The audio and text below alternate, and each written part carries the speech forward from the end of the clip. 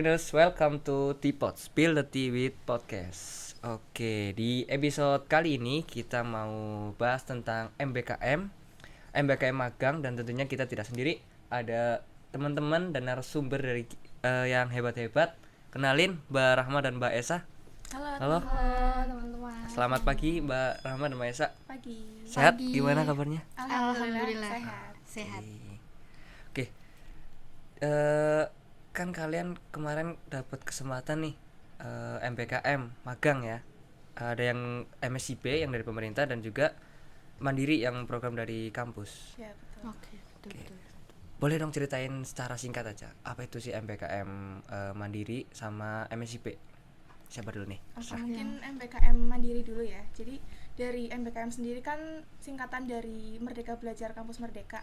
Itu kan programnya Kemendikbud ya, dan salah satu kegiatannya itu magang.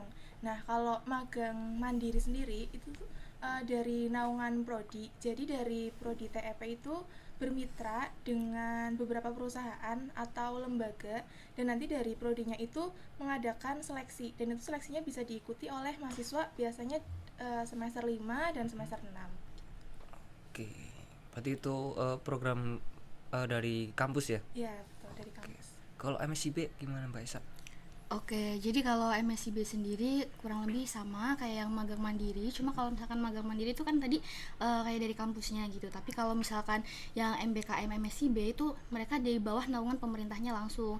Jadi untuk MBKM sendiri itu kan program pemerintah yang programnya itu ada salah satunya itu MSIB, yang itu juga merupakan salah satu program paling diminati. Kampus ya? Betul.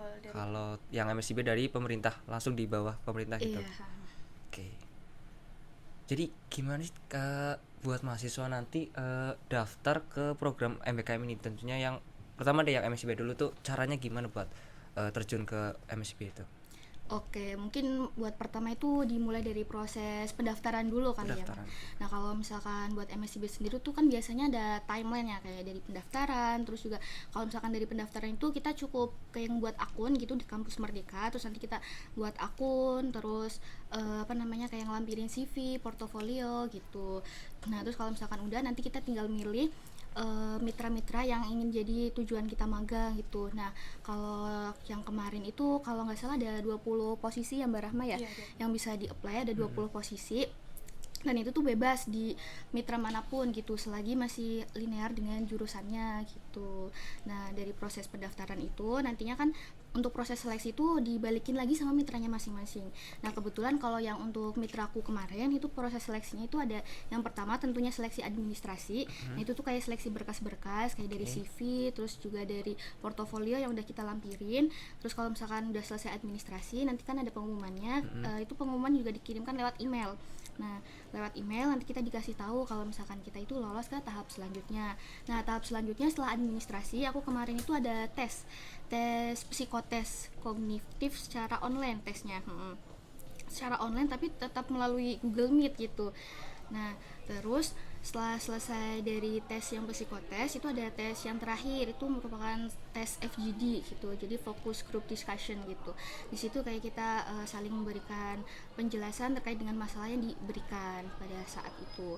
Nah, setelah selesai dari tahapan yang terakhir yaitu tahap FGD, barulah tahap pengumuman. Dan kebetulan itu juga pengumuman waktu di akhir Agustus kemarin kalau di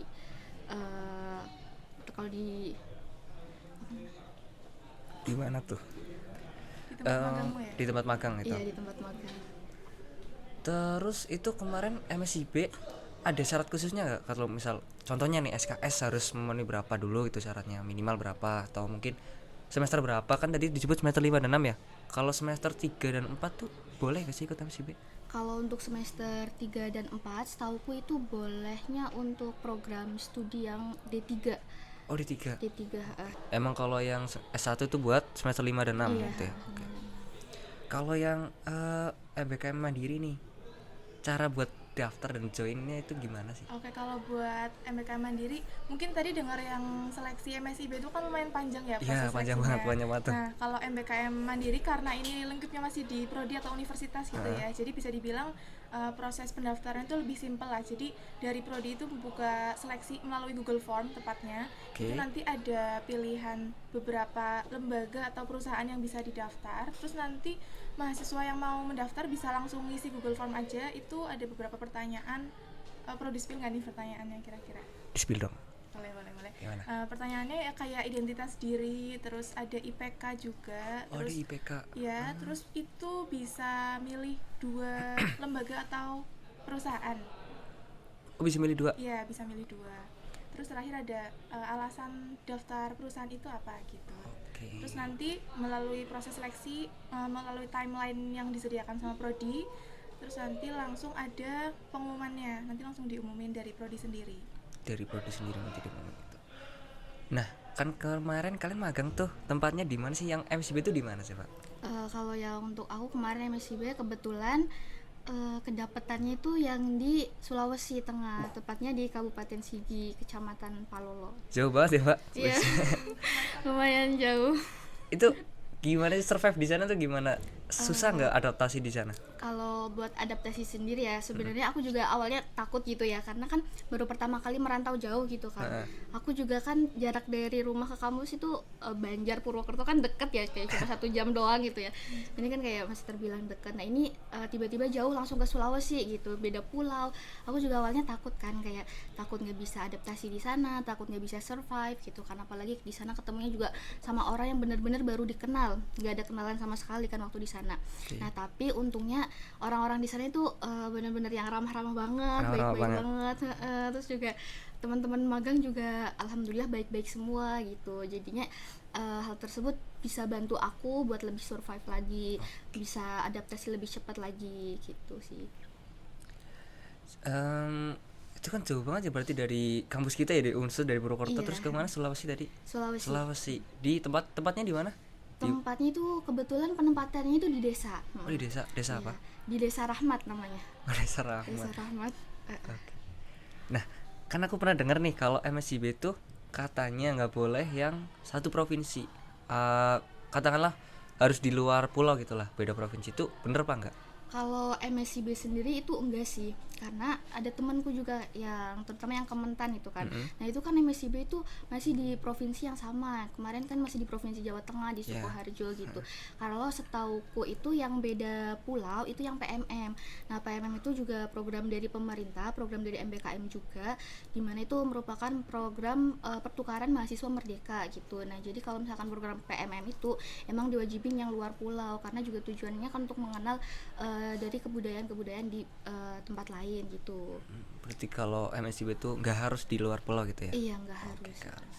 Kalau kemarin Mbak Rahma magang di mana, Mbak? Oke, kalau Esa kan jauh ya. Kalau aku masih di Jawa Tengah aja nih. Kemarin kebetulan di United Tractors, tepatnya di Semarang. Ya. Seru nggak magang di sana? Semarang katanya kan panas kotanya tuh. Gimana rasanya di sana tuh gimana? Panas itu fakta ya, memang sekarang tuh di sana panas banget ya. Tapi karena kebetulan aku magangnya di kantornya, jadi nggak terlalu ngerasa panas sih di sana. Oke. Boleh dong ceritain gimana sih kegiatan di sana gitu? Oke, kalau dari siapa dulu nih? Iya. Dari siapa? Monggo boleh dari Mandiri dulu. Dari Mandiri dulu ya. Kegiatan di sana itu kalau aku, jadi kalau mahasiswa yang magang, terutama yang universitas, itu yang penting ada 1 project minimal. Jadi tugasnya itu minimal ada 1 project. Harus ada 1 project. Ya. Nah, terus nanti sisanya ngikutin kegiatan kantor aja. Jadi misalnya berangkatnya dari jam 7:30, terus pulangnya jam 4:30 sore. Terus biasanya tuh setiap hari rutin ada semacam briefing, itu namanya P5M atau pembicaraan 5 menit. Itu dibagi beberapa departemen. Jadi ada part department, ada service department, ada administration department. Jadi itu briefing sendiri-sendiri gitu. Nah, terus nanti kalau setiap minggu itu juga ada kegiatan weekly progress. Itu juga buat mengetahui progres masing-masing departemen itu udah sampai mana, terus membahas kendala-kendalanya, terus ngebahas kegiatan yang bakal dilakuin itu apa aja gitu. Terus biasanya kalau hari Jumat itu di UT itu budayanya ada olahraga pagi. Senam pagi itu gimana? Ya, bisa senam pagi, terus bisa jalan atau lari keliling kantor, terus juga di sana kan ada tempat gym ya, jadi bisa nge-gym juga. Terus biasanya ngadain volley juga karena kebetulan pegawai di sana itu suka banget volley gitu kalau hari itu. Suka olahraga ya. Betul. Oke. Kalau yang MSIB kegiatannya tuh jauh kan, di luar pulau kan. Kegiatannya ngapain Mbak di sana? Oke, kalau di MSCB sendiri khususnya di mitra kemarin tempat aku magang di Yayasan Edu Farmers International Foundation, itu kan mereka itu ada satu program yang digunain buat program MSCB ini, yaitu program namanya Bertani untuk Negeri. Nah, di program itu tuh lebih fokus kepada pemberdayaan kepada masyarakat. Nah, kalau misalkan aku itu kan kebagian yang di Desa Rahmat di Sulawesi. Nah, kalau di situ tuh petaninya itu petani kakao. Nah, jadi kita itu fokus pada budidaya kakao yang ada 2 orang gitu. Nah, jadi 2 orang ini megang 24 petani. 24 petani. Nah, kegiatan di sana itu waktu pertama kali datang itu tuh diawali sama bootcamp. Bootcamp itu semacam pelatihan, kayak kita melatih skill-skill kita gitu. Terus juga skill komunikasi dilatih di sana karena kan buat di program Bertani untuk Negeri ini itu ada yang namanya kegiatan Farmers Field School atau sekolah lapang. Nah, sekolah lapang ini ditujukan buat petani-petani dampingan kita gitu. Nah, jadi sebelum ngadain FFS ini kita itu bakalan dilatih dulu di bootcampnya gitu. Terus juga kita mempelajari dulu nih tentang budidaya kakao karena kan terutama di aku sendiri gitu ya, aku kan awalnya tuh nggak tahu sama sekali tentang kakao, kayak paling cumanya tahu sedikit gitu, belum yang tahu gimana-gimananya gitu. Nah, kalau misalkan di sana itu nanti bakalan ada kayak semacam pelatihannya dulu, kayak dikasih tahu dulu, belajar lebih lanjut gitu terkait budidaya kakao. Nanti kalau misalkan udah, kita dibagilah data-data petani kita itu siapa aja. Nah, terus buat tahap pertama itu kita perkenalan dulu ke petani-petani. Jadi kita kunjungin rumah petani itu satu-satu. Nah, terusan kayak kita itu perkenalan gitu, silaturahmi ke sana, terus juga sambil ngunjungin lahan-lahan mereka gitu. Kayak penyuluhan gitu ya? Iya, kayak semacam penyuluhan gitu. Nah, terus dalam jangka waktu 2 minggu sekali itu nantinya bakalan diadain sekolah lapang. Nah, buat sekolah lapang ini kita juga milih temanya itu nggak asal-asalan gitu. Jadi kita itu tergantung sama permasalahan yang lagi dihadapi oleh petani gitu. Contohnya di sekolah lapang pertama kemarin yang dilaksanain di klasterku itu tuh tentang pembibitan, karena waktu kami survei gitu ke petani-petani dampingan, mereka itu banyak yang mengeluh terkait dengan permasalahan lahan mereka, di mana pohon-pohonnya itu udah nggak produktif lagi karena pohonnya udah tua gitu. Jadinya waktu sekolah lapang pertama itu kita bahas tentang pembibitan gitu. Jadi memang fokusnya itu kepada pemberdayaan kepada petani dampingan gitu sih, Mas. Berarti banyak banget sih kegiatan di sana ya. Tadi ada budidaya segala macam, sekolah lapang gitu kan.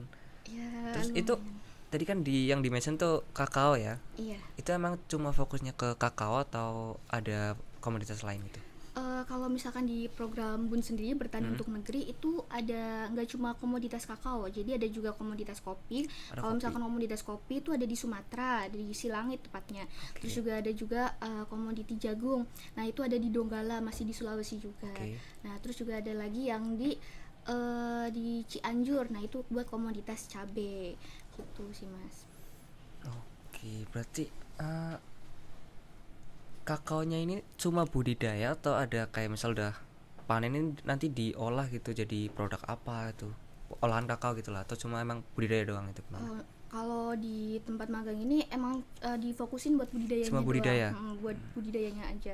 Tapi waktu itu juga pernah sempat ada kunjungan ke rumah coklat Sulteng. Nah, di situ kita kasih semacam sosialisasi gitu terkait dengan tahapan pengolahan sampai jadi coklat yang udah siap buat kita makan gitu. Coklat batangan? Iya, coklat batangan gitu. Dikasih tahu pengolahannya tuh di situ gitu. Itu kan kegiatannya banyak banget ya, Mbak. Ada nggak sih tantangan yang bikin wah buat kayak ini capek banget nih kegiatan kayak gini nih? Apa deh, coba spill tantangan yang selama kalian hadapin di sana gitu? Oke, dari siapa dulu nih? Mbak Rahma atau aku? Oke, aku dulu ya. Jadi kalau buat aku sendiri, buat tantangannya yang pertama itu otomatis harus bisa survive ya, apalagi kan di pulau orang gitu kan. Terus kemudian yang kedua tantangannya itu harus bisa paham gitu sama budidaya kakao, karena kan nantinya kita bakalan terjun langsung ke petani gitu. Masa iya sih kita kayak nggak tahu apa-apa gitu, at least minimal tahu dikit-dikit dasar-dasarnya tahu kakao gitu, lah ya, tahu kulitnya lah ya. Iya.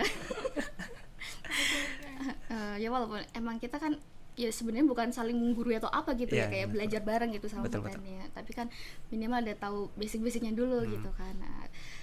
Nah, jadi itu buat tantangan juga sih biar bisa lebih paham gitu kan. Nah, terus paling itu sih. Kalau Mbak Rahma gimana tantangan di UT? Oke, kalau aku sendiri ya, tantangannya di sana itu kan perusahaan distributor ya. Jadi beda banget nih sama ruang kelas lah ibaratnya. Jadi di sana tuh benar-benar penyesuaian. Mungkin ada beberapa yang menganggap kalau di United Tractors itu ada traktor. Ya, Tapi- namanya kan traktor Iya, ya. betul. Itu gimana di sana tuh gimana? Tapi sebenarnya tuh di sana enggak ya, lebih ke alat berat kayak Alat berat? Iya, lebih ke alat berat kontraktor kayak gitu. Jadi bukan alat mesin pertanian, itu enggak ada gitu. Jadi aku juga di sana sempet kaget ternyata enggak ada alat-alat pertanian yang kayak gitu ya. Malah bukan alat pertanian. Betul, tapi mungkin di sana lebih ke distributor alat beratnya gitu. Alat kayak beratnya. Iya, kayak Scania, Boma, Komatsu kayak gitu-gitu. Seru nggak kegiatan di sana di Semarang? Seru karena kan juga apa ya, itu hal yang baru ya. Biasanya kan kalau di kampus nggak pernah ngalamin yang benar-benar terjun langsung ke perusahaan ya. Iya, Jadi kalau di kampus kan memang cuma kuliah doang ya, Iya. katakanlah cuma gitu. Kalau di luar kan dapat insight baru gitu betul, kan. jadi pengalaman baru. Cuma tantangannya mungkin penyesuaian sama mata kuliah juga ya. Oh, itu berarti dikonversi. Betul, dikonversi. Susah nggak konversi mata kuliah itu buat kegiatan MBKM? Kalau susahnya itu mungkin setiap mata kuliah itu kan diwajibin ada laporannya ya, biasanya laporan. ada tugasnya. Nah itu kan kita jadi kayak harus bisa menyesuaikan nih antara materi mata kuliah sama kegiatan yang di tempat magang. Walaupun itu kadang nggak yang sinkron banget, tapi kita harus bisa menyesuaikan juga kan. Walaupun apa ya, kita kan nggak dapat materi secara langsung ya dari materinya itu, dari mata kuliahnya. Tapi ya kita nyoba ibaratnya nyambungin gitu. Nah di situ sih mungkin tantangannya. Dan yang MBKM ini MSIB konversi juga nggak, Mbak? Iya, konversi juga. Itu kan konversi nih, berarti kan ada bantuan dari kampus juga dong. Nah, itu dari kampusnya sendiri bantuannya gimana? Sangat membantukah atau ya ada satu dan lain hal yang bikin susah gitu? Gimana? Mungkin lebih ke administratif ya berarti ya. Kalau dulu kan berarti setelah pengumuman magang itu kan ada penyesuaian KRS lagi nih. Iya. Nah mungkin waktu penyesuaian itu waktunya cukup lama ya, karena dari aku sendiri itu waktu itu berangkat tanggal 8 Oktober, itu udah menjelang UTS. Jadi itu juga salah satu faktornya ya, karena penyesuaian KRS-nya itu butuh waktu gitu. Berarti lama di penyesuaian KRS gitu ya, Mbak? Iya, betul. Itu magang yang mandiri berapa lama sih? Kalau magang mandiri itu minimal 3 bulan. Minimal 3 bulan. Ya, aku sendiri kemarin dari bulan Oktober sampai Desember. Kalau yang MSIB berapa lama, Mbak? Kurang lebih 4 bulan kurang sih, karena kan aku berangkat itu dari September. 19 September, terus pulangnya itu 8 Januari. Oh, sampai Januari malah. Iya, Jadi sampai tahun Januari. baruan di sana itu. Iya, tahun baruan di sana. Seru nggak tahun baruan di Pulau Warang? Ya, alhamdulillah seru sih. Teman-temannya seru ya? Sama teman-teman. Iya, waktu itu bakar-bakaran bareng di sana gitu, sambil nyalain kembang api sama teman-teman satu klaster gitu di sana. Berarti Mbak Rahma Bukan satu klaster, sorry, satu komoditi. satu komoditi. Iya, satu komoditi. Ini Mbak Rahma pulang pas tahun baru atau sebelum tahun baru? Aku pulang sebelum tahun baru, tepatnya waktu Natal nih, tanggal 25 banget nih pulang. Masih di sana. Lama sih gak pulang-pulang. Betah nggak di sana? Ya alhamdulillah betah kalau dibilang betah, karena ya itu yang tadi aku bilang, teman-temannya juga asik gitu. Terus juga aku kan di situ tinggalnya itu bukan di kos atau di asrama disediain gitu, di sana itu enggak gitu. Terus tinggalnya di mana? Nah jadi tinggalnya itu bareng sama Pak Kadus yang ada di sana. Jadi kalau di Desa Rahmat sendiri itu kan ada 4 dusun nih. Iya. Dusun 1, 2, 3, 4. Nah, aku kebetulan tinggal di Pak Kadus yang di dusun 3 gitu. Sama teman-temanku yang cewek itu di situ. Kalau yang Itu di rumah atau gimana? di rumah. Di rumah. Di rumah. Berarti emang disediain rumah gitu? Sebenarnya enggak sih, sebenarnya itu tergantung sih ya, karena waktu di yang sebelumnya aku itu mereka tinggal di kayak semacam kontrakan gitu. Yang letaknya itu di belakang rumah Pak Kadus. Nah, cuma karena kemarin itu kan ada penyesuaian jumlah mahasiswa yang ditempatin di situ. Dari yang tadinya itu sekitar 10 atau 12 gitu, sekarang cuma 6 kemarin di tahunku kan. Nah, makanya itu karena ceweknya cuma 4 kayak nggak dibolehin gitu buat di sana cuma berempat doang gitu. Kalau misalkan dulu kan kayak ada sekitar 5 gitu, 5 orang lebih gitu. Makanya Jadi itu ya teman-teman, seputar magang MBKM MSIB dan Mandiri emang ya bisa dikatakan seru ya Mbak, seru ya, Seru banget. seru banget. seru Seru banget. banget. Ada bangetnya. Ada bangetnya, Harus ada banget. bangetnya cuma satu tuh banget. banget. Kata hingga. Kalau Atau bisa ya. ada part 2-nya enggak, Mbak? Boleh. Berarti emang kalau misalnya ada kesempatan lagi nih kalian mau magang lagi gitu? Kalau ada kesempatan sih ya mau aja Mau sih. aja ya. Berarti emang seseru itu ya Mbak? Ya, Kalau sebenarnya menurut- iya. aku Kalau ada seru aja kesempatan sih. ya mau, tapi kan ngelihat juga ya, menyesuaikan kita udah semester berapa ini. Udah tua ya Mbak? Betul, udah semester Udah tua. tua. Jadi Oke, jadi ini buat teman-teman nanti yang khususnya buat mahasiswa yang masih semester 3 dan 4, nanti buat semester depan yang mau MBKM magang tuh harus dicoba, harus banget ya Mbak, harus banget ya, Mbak. Harus banget buat teman-teman. Oke, itu kan tadi ada rangkaian seleksi kan, ada nggak tips and trick buat lolos ke program ini? Jadi siapa dulu coba? yang lebih tricky. Yang lebih tricky, MSIB. Oke, mungkin kalau misalkan dari MSIB sendiri ya, karena mungkin tadi seleksinya lumayan panjang gitu ya, dari administrasi harus ngelampilin CV atau apa gitu. Kalau misalkan aku lihat-lihat dari tips-tips gitu yang ada di TikTok gitu kan, kadang scrolling gitu, gimana sih tipsnya gitu kan. Nah, itu mungkin yang pertama itu ada pada CV sih. Oh, Kalau CV-nya menurut ngaruh aku. banget Iya, kalau CV itu. Karena kan setauku yang ngelihat dari postingan-postingan orang gitu, Iya. kalau misalkan HRD itu kan ngelihat CV itu kayak cuma 7 detik gitu dengan pola F gitu. Jadi diusahain kalau kita buat CV itu emang benar-benar yang sesimpel mungkin, tapi juga itu berbobot gitu. Oke. Jadi dengan pola F kayak misalkan di sini itu nantinya kayak perkenalan diri gitu. Terus ini kayak pengalaman kita selama Iya. di kuliahan atau pengalaman magang kalau misalkan udah ada gitu. Terus bawahnya kayak baru skill-skill gitu dan lain sebagainya gitu. Kalau bisa tipe CV-nya itu tipe yang ATS friendly gitu. ATS friendly itu yang gimana? ATS friendly yang itu tadi yang aku jelasin kayak polanya Pola itu F gitu. pola F gitu. Kalau CV kan sekarang banyak template CV yang berwarna lah segala macam itu kan. Iya. Tuh CV yang bagus tuh CV yang gimana Pak? Atau yang kan aku pernah lihat CV yang cuma putih doang tapi fokus ke isinya gitu loh. Nggak fokus ke tampilan CV-nya tapi fokus ke isinya. Itu CV yang bagus tuh yang gimana? Nah itu kalau sepengetahuan aku ya Mas, kalau sepengetahuan aku sesuai dengan apa yang udah aku searching gitu ya, cari-cari gitu, katanya itu malah yang bagus itu yang ATS friendly. Jadi biar kalau misalkan seleksi administrasi, oh ini udah ada pengalamannya gitu mungkin itu bakalan bisa jadi poin plus buat lolos di tahap pertama seleksi administrasinya gitu. Itu kan tadi ada wawancara ya Mbak? Ada wawancara kan? Lebih ke FGD sebenarnya. FGD. Fokus group discussion Itu gitu. ya? Iya, kayak semacam Oke. studi kasus gitu. Nah, jadi tuh nanti kan waktu itu aku berapa orang ya? 10 orang kalau nggak salah yang seleksi FGD itu kan. Per roomnya itu 10 orang gitu. Nah, dari 10 orang itu nantinya bakalan ada satu yang jadi moderator, terus ada satu yang jadi notulen. Nah, sisanya tuh yang jadi anggota buat memaparkan ini apa namanya pendapatnya terkait studi kasus. Itu sih kalau buat FGD. Kalau menurut aku Iya. buat tahap pertamanya otomatis CV-nya. CV-nya dulu. Iya, karena kan yang pertama dilihat itu pasti seleksi administrasinya dulu. Iya, betul. Seleksi administrasinya dulu, nanti setelah itu baru ke tahapan yang lain. Kalau aku kan sebelum FGD itu ada seleksi, ada tes psikotes itu.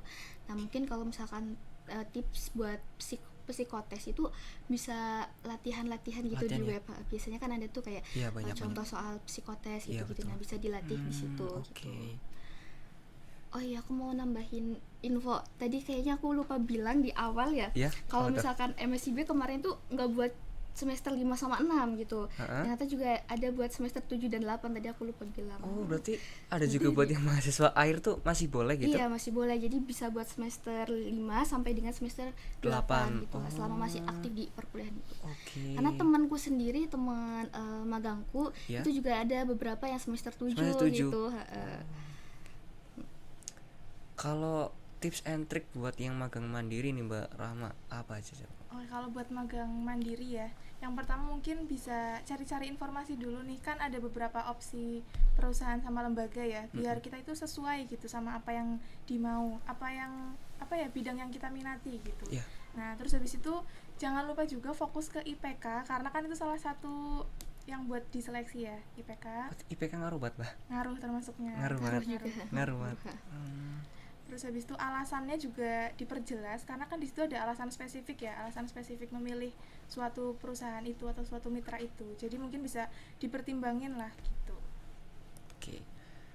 Nah, ini kan pasti seleksi kan banyak peminat dong, ya kan? Contohnya kayak MSIB kan boleh di bawah naungan pemerintah kan, pasti seluruh Indonesia gitu. Pengen MSIB kan pasti yang daftar banyak. Banyak nggak kemarin, Mbak? Banyak. Ini yang program bertani untuk negeri itu juga kemarin kalau nggak salah itu ada sekitar 7.000 pendaftar. 7.000 pendaftar. Ya, yang diambil pendaftar. cuma berapa ya? Mungkin sekitar 100 atau 200. Agak lupa, intinya di komoditas aku sendiri itu ada 32. Ada 32. Kalau di komoditas lain mungkin ada yang 32 juga, mungkin ada yang lebih dari itu. Paling maksimal kalau nggak salah 60 kemarin. Di per komoditinya itu. Dari 7.000 cuma diambil sekitar 100-an lah, katakan 100-an gitu. Katakan 100. Berarti gitu. Ketat banget dong. Ya, bisa dibilang lumayan ketat. Berarti hebat dong Mbak Esa bisa lolos MSIB ini. Hebat dong. Alhamdulillah. Alhamdulillah ya Mbak. Alhamdulillah. Masya Allah.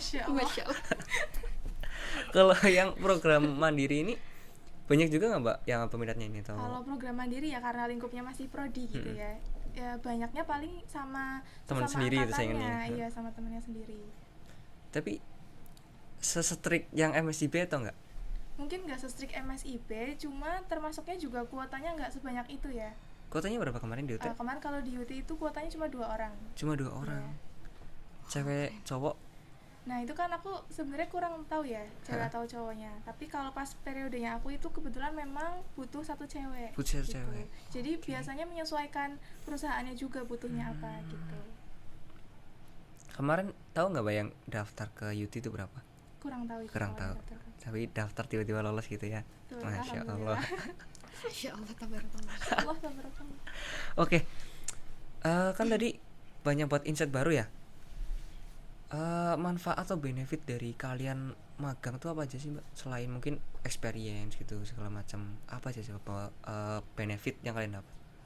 Mungkin dari Mbak Rahman dulu boleh? Oke, kalau menurutku ya benefit dari magang kemarin itu yang pertama relasi sih, karena itu penting banget. Iya benar, karena di selain ngerjain tugas-tugas dari kampus atau dari tempat magang itu sendiri, kita tuh juga harus membangun hubungan baik lah sama pegawainya, sama teman-teman magangnya. Jadi setelah kita magang itu kita masih punya kenalan gitu. Sekarang masih berhubungan kan sama teman-teman magang sana? Magang masih. Kan teman-temannya banyak ya. Oh, banyak. Selain relasi apa aja Mbak benefit yang Mbak Rahma dapat? Selain relasi mungkin ya pengalaman terjun di lapangan industri sendiri ya. Itu karena kan itu benar-benar nggak bisa didapat di kelas gitu ya. Mungkin kan aku pernah dengar nih Mbak, katanya kalau magang tuh dapat uang saku. Itu bener nggak? Kalau itu kan ada yang benar, sebenarnya ada yang ada dari uang saku. Ada. Itu dari mana? Kalau dari UT sendiri ya itu nggak ada, tapi adanya itu dari fakultas. Oh, dari kampus ada. Gitu buat uang saku selama di sana. Cuma kalau perusahaan lain mungkin ada yang dapat dari perusahaannya juga sama dari fakultasnya juga. Oke. Kalau yang MSIB Mbak, benefitnya apa aja Mbak? Kalau yang untuk MSIB sendiri benefitnya itu ya kurang lebih sama ya, karena namanya aja juga program magang gitu, kurang lebih sebenarnya sama kayak yang tadi Mbak Rahma udah sebutin gitu. Kita bisa jadi dapat relasi dari orang-orang luar gitu. Jadi kenalan kita nggak cuma yang di kampus-kampus ini cuma aja di Purwokerto gitu, doang gitu ya, cuma di Unsur doang gitu enggak. Jadi ada juga dari teman-teman dari berbagai daerah lainnya gitu. Seperti yang dibilang sama Mbak Rahma tadi, relasi itu emang penting banget ya Mbak ya. Penting karena juga setelah aku magang itu kan ada grup besar gitu, grup besar yang dari komoditas kakao itu dari bun-bun sebelumnya, angkatan-angkatan sebelumnya itu juga join di situ. Nah, jadi di situ kayak sering juga di-share tuh terkait dengan info-info loker gitu. Jadi kalau menurut aku penting sih buat dapet relasi itu, karena kalau misalkan kita ngerasa cocok sama loker yang dikasihkan di situ, nanti setelah lulus gitu kan bisa kita apply gitu. Oke. Pernah nggak pas selama magang itu dari perusahaan atau tempat yang kalian magang itu nawarin nih kayak nanti kalau udah lulus kerja di sini ya atau gimana gitu, ada nggak tawaran kayak gitu? Mungkin dari Mbak Rahma dulu boleh? Mbak Rahma dulu boleh? Oh, lemar-lemaran Kalau- ini kalau- dari MSIB coba. Oke, dari MSIB sendiri sebenarnya nggak ada tawaran yang secara langsung ngajak gitu ya, tapi otomatis itu kayak terbuka gitu, apalagi Oke. kan karena pernah magang di bawah perusahaan itu gitu, jadi mungkin peluang diterimanya itu bisa lebih gede lagi Lebih gede gitu, ya? karena kan sudah pernah magang. Karena juga kebetulan ada kakak tingkat sebelumku gitu yang pernah magang juga di BUN, tapi itu di komoditas jagung. Nah, setelah selesai kuliah dia itu jadi mentor di komoditas jagung juga gitu. Jadi mungkin itu bisa jadi menambah peluang gitu buat diterima di tempat Berarti magang. peluangnya lebih gede gitu Iya, ya? peluangnya Oke. lebih gede. Kalau dari UT itu ada nggak tawaran gitu mbak? Kalau dari UT sama kayak Esa ya, sebenarnya nggak ada tawaran yang secara langsung. Cuma setahu aku itu dulu ada peserta magang juga, Iya. tapi bisa lanjut kerja di situ di UT gitu. Oh bisa tuh, berarti sama dong kayak peluangnya tuh lebih gede Bu, sama yang katakanlah ada orang nih dari luar belum pernah magang di situ, coba daftar, sama kalau ada orang yang udah magang di situ daftar, peluangnya lebih gede yang udah magang. Iya, bisa lebih gede yang udah magang karena kan udah pernah terjun di situ ya, Oke. udah punya nama. Jadi ada nilai background plusnya ya gitu. betul. Oke. Apalagi kalau backgroundnya itu bagus ya Mbak ya, otomatis bakalan jadi nilai plus waktu kita kinerjanya di sana gitu bagus Betul. gitu. Dan itu kayak lingkupnya potensinya nggak cuma di perusahaan yang kita tempat magang, tapi juga bisa di perusahaan-perusahaan lain juga, karena kan kita seenggaknya punya background, pernah pengalaman magang gitu, jadi ya punya nilai plus gitu. Bagus ya teman-teman. Terus tadi kan di mention tuh ada konversi mata kuliah ya kan? Itu nilainya aman nggak kalau dikonversi itu? Dibanding sama kuliah biasa di kelas nih, sama dikonversi, bagusan yang mana? Nilainya bagusan yang mana? Kalau boleh jujur bagusannya di magang. Bagus di magang. Berarti bagus dikonversi dong. Iya bagus. Bagus ternyata. dikonversi. Kenapa bisa Alhamdulillahnya gitu bagus. ya? Kalau Ya. Mbak Rama gimana kemarin? Sama rata-rata bagus di konversi. Bagus di juga. konversi. Iya. Berarti IPK-nya naik. Alhamdulillah. Alhamdulillah naik. Alhamdulillah. Oke, berarti itu sedikit, bukan sedikit, malah sebuah manfaat yang sangat besar buat teman-teman yang nanti mau naikin IPK ya. Betul, yang mau naikin IPK. Naikin IPK, magang teman-teman, magang. Solusi Jangan lupa magang. Jangan lupa magang. Karena kalau cuma kuliah di kelas gitu, nggak keluar, nggak nyari pengalaman di luar, kayak kurang kan ya mbak? Iya. Kayak cuma kuliah doang gitu, kuliah, nggak dapat pengalaman di lapangan, maksudnya itu kurang ya kan? Kalau menurut kalian better cuma kuliah doang di kelas atau diiringi sama kegiatan di luar? Contohnya magang ini, menurut kalian gimana? Oke, mungkin dari aku dulu boleh? Mm-mm. Oke, kalau dari aku, menurut aku sendiri gitu ya, menurutku kuliah juga kita kan bagus gitu ya, kita Yeah. bisa menambah wawasan kita, Yeah. pengetahuan kita, itu sebenarnya bagus. Tapi lebih bagus lagi kalau misalkan diiringi sama yang namanya magang, karena dengan magang itu kan kita langsung mengimplementasikan ilmu yang kita punya, jadi itu bisa jadi poin plus kita. Apalagi kalau misalkan nanti setelah kita lulus kuliah gitu, itu kan biasanya harus ada kriteria pengalaman kerja gitu, kayak yang udah pernah berpengalaman gitu. Nah kalau Oke. misalkan selama kuliah kita nggak pernah magang gitu, nanti kayak kita mau mencari pengalaman itu tuh di mana lagi gitu. Jadi kalau menurut aku bagus kalau misalkan kuliah, iya tetap kuliah, cuma kita imbangi juga sama yang namanya magang gitu. Terlebih juga kalau misalkan di magang itu kan ada yang namanya laporan konversi juga ya Mas Iya, ya. betul. Nah di laporan konversi itu juga kita kan otomatis ikut belajar terkait dengan matkul-matkul yang udah kita konversi gitu. Jadi nggak cuma melulu magang, tapi juga kita dapat materi yang ada di kuliah, walaupun sebenarnya nggak sedapat sama anak-anak Sama yang yang di kuliahan, kuliahan, gitu. karena kan beda gitu ya magang sama yang kuliah biasa gitu. Tapi nilainya bagus yang magang. Magang. Alhamdulillah. Alhamdulillah ya.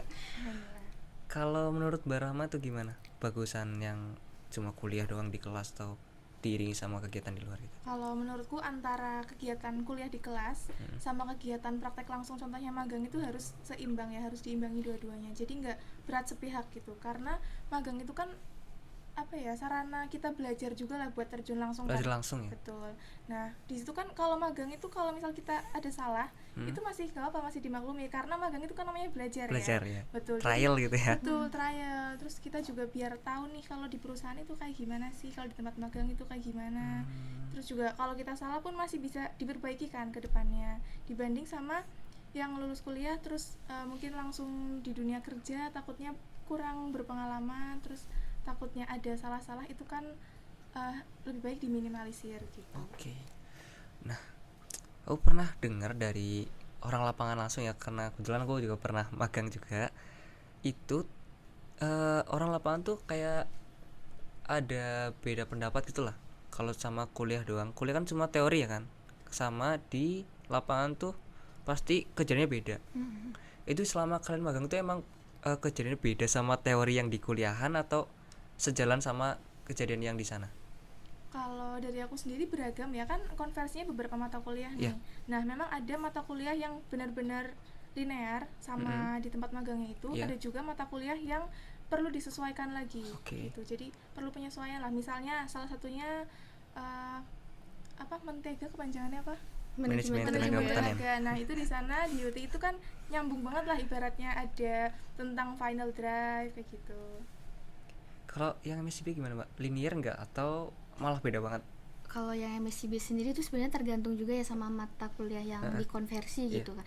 Karena kan ada beberapa yang bisa dikonversi, terutama kayak mata kuliah Fiskim, Fisika dan Kimia Tanah. Karena waktu aku di sana di tempat magang itu ada semacam kegiatan di mana itu ngukur pH tanah gitu. Jadi kan itu linear masih juga. Relevan lah ya. Iya, masih linear gitu sama kegiatan di sana dengan mata kuliah yang dikonversi gitu. Nah, tapi juga sebenarnya ada sih mata kuliah yang menurut aku awalnya kayak aku mikir ini nggak bisa dikonversi gitu, tapi waktu aku kesana aku bilang kan ke mentor aku sendiri gitu, waktu itu lagi bootcamp, jadi ada teman-teman klasterku, ada juga mentor, aku bilang, Kak, aku ada mata kuliah energi terbarukan, mata kuliahnya ether gitu kan. Nah ether kan kayak kalau bagian misalkan energi gitu ya. Bagian energi. Jadi kalau misalkan di sini tuh kira-kira yang linear itu kegiatan apa gitu kan, aku bilang gitu. Nah terus temanku ada yang nyaranin buat briket aja, buat briket dari kulit kakao. Nah akhirnya waktu buat laporan konversi itu aku buat di briket dari dan kulit itu kakao. masih boleh dikonversi lewat situ laporan Iya, itu? masih bisa dikonversi. Oke, berarti kalaupun misalnya tinggal linear ya disesuaikan lagi gitu ya? Iya, kayak bener-bener dicari sampai dapet gitu ya Mbak ya.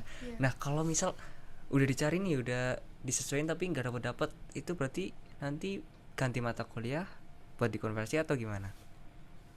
Kalau bisa sih tetap dicari ya, mungkin bisa konsultasi juga ke tempat magangnya. Kayak aku misalnya nih kemarin kan konversi teknik irigasi dan drainase ya. Kalau di sana kan mungkin kurang relevan sebenarnya, tapi memanfaatkan yang ada lah. Misalnya di sana ada greenhouse, terus mungkin bisa bikin lubang biopori gitu. Jadi kita bukan cuma menyesuaikan juga, tapi kita juga bisa ngasih ide baru gitu.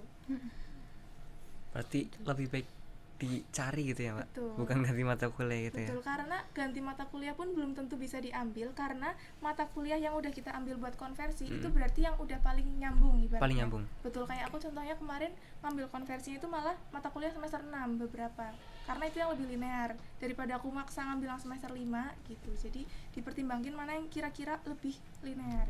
Oke, berarti emang program magang ini emang sangat bermanfaat dan harus dimaksimalkan ya Mbak? Betul ya. Oke. Dan aku pernah dengar nih, pernah baca berita juga, katanya MSIB itu bakal dihapus ya. Itu menurut Mbak Esa nih yang pernah MSIB, menurut Mbak Esa tuh gimana kalau MSIB dihapus tuh? Sayang kah atau emang udah sebaiknya dihapus ya, sebaiknya dihapus tuh. No offense ya teman-teman, no offense ya. Jangan nangis. Nggak dong. Nggak dong. Oke, mungkin kalau dari pandangan aku sendiri yang udah pernah ikut MSIB gitu ya, karena kan seperti yang kita tahu di sini kalau MSIB itu kan wadahnya gitu, wadah dari pemerintah buat kita para mahasiswa khususnya semester 5 ke atas, itu buat mencari pengalaman baru, mencari pengalaman kerja baru di dunia kerja, di dunia industri gitu kan, karena kan pengalaman itu nggak akan kita dapat selama di perkuliahan gitu. Nah jadi dengan adanya MSIB itu benar-benar kita itu diwadahi di situ, terus selain kita mendapatkan pengalaman baru, kita juga bisa konversi mata kuliah. Kita juga di situ dikasih bantuan biaya hidup, terus juga kita dikasih semacam akomodasi dari tempat kita tinggal ke tempat magangnya gitu. Jadi semuanya itu ditanggung sama pemerintah. Jadi kalau menurut aku sayang sekali ya Mbak, kalau dihapus ya, kalau misalkan program MSIB ini dihapus. Iya, berarti kayak nanti cuma mengandalkan program magang mandiri dari kampus. Iya, apalagi program MSIB itu kan juga termasuk dari program MBKM kan, Merdeka Belajar Kampus Merdeka. Dimana program itu kan gak cuma MSIB doang, ada juga PMM, kemudian juga ada juga kampus ISMA, kampus mengajar. ISMA juga itu kan yang pertukaran ke luar negeri. Itu juga banyak kan peminatnya. Jadi sangat disayangkan sekali kalau program MSIB, MBKM itu dihapus kalau menurut aku. Jadi nanti buat teman-teman yang mau daftar MSIB ya memang agak disayangkan ya Mbak. Mungkin ya semoga aja program-program lainnya yang menunjang mahasiswa buat ekspor gitu ya Mbak. Iya. Kalau misalkan bukan magang juga mungkin bisa program semacam pelatihan gitu, biar kita dapat sertifikasi gitu kan, betul. Juga bisa gitu. Iya. Semoga ada program-program lainnya dari pemerintah ya. Maaf. Oke nih, terakhir pesan dan kayak masukan buat mahasiswa di luar sana yang khususnya belum pernah magang dan yang mau magang, apa pesan buat mereka? Oke, pesannya pesan dari para sepuh. Waduh, belum. Kalau pesan-pesannya ya mungkin ya bisa dipertimbangin mulai dari sekarang, terutama buat yang mau atau belum magang, mulai dicari-cari minatnya itu apa, terus mulai dicari juga kira-kira tempat yang sesuai sama bidang yang aku minati itu apa. Terus nanti kalau misal udah di tempat magang itu jangan lupa juga harus aktif ya pokoknya, betul. Nggak boleh pasif. Tidak boleh. Kalau misal ada tugas nih dari mentornya atau dari kampus atau dari tempat magangnya itu bisa diperhatiin dulu, terus nanti kalau ada pertanyaan jangan lupa ditanyain, jadi nggak sesat di jalan. Kalau bertanya sesat di jalan. Teman-teman. Terus jangan lupa juga ya yang tadi nambah relasi, jangan lupa harus saling silaturahmi ya Mbak. Betul. Walaupun udah selesai magang harus tetap saling silaturahmi, betul nggak? Betul ya. Betul, juga silaturahmi kan baik. Betul. Kalau dari Mbak Esa nih, pesan dan kesannya. Kalau kesannya itu magang seru ya guys ya, walaupun mungkin ada laporan konversinya gitu, tapi itu bisa diimbangi sama kegiatan-kegiatan kita di sana. Selagi kita bisa manajemen waktu kita dengan baik, itu pasti bakalan selesai semuanya.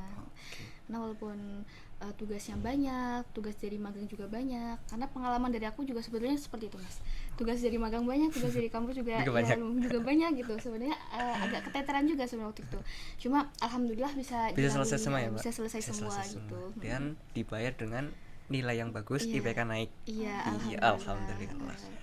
Jadi pesannya buat teman-teman semua, kalau misalkan benar-benar pengen magang gitu bisa dicari mulai dari sekarang, minatnya itu di bidang mana, kepengennya itu di bidang apa gitu. Biar nanti waktunya magang di semester 5 itu kalian bisa langsung apply ke perusahaan yang kalian pengenin gitu. Biar nantinya itu kalian nggak merasa salah tempat magang gitu. Harus dipikir dari sekarang. Iya, harus dipikirin dari sekarang. Itu teman-teman harus dipikir dari sekarang. Kalian mau kemana jangan sampai sesat di jalan ya Mbak. Betul. Jangan sampai sesat di jalan, betul teman-teman. Oke, terima kasih buat Mbak Rama dan Mbak Esa. Tadi kita udah bahas banyak banget ya Mbak, dari MBKM mandiri sama MSIP, mulai dari seleksi sama tips and trick, dan pengalaman di sana juga banyak banget dan sangat-sangat bermanfaat. Harus dimaksimalkan sama teman-teman semua. Terima kasih Mbak Rama dan Mbak Esa atas kesempatannya dan atas waktunya sudah datang ke sini berbagi pengalaman, materi segala macam. Sekian dari kita ya. Kurang lebihnya mohon maaf. Tidak ada yang sempurna karena yang sempurna hanya milik Tuhan semata. Oke, terima kasih. See you. Wassalamualaikum warahmatullahi wabarakatuh. Dadah.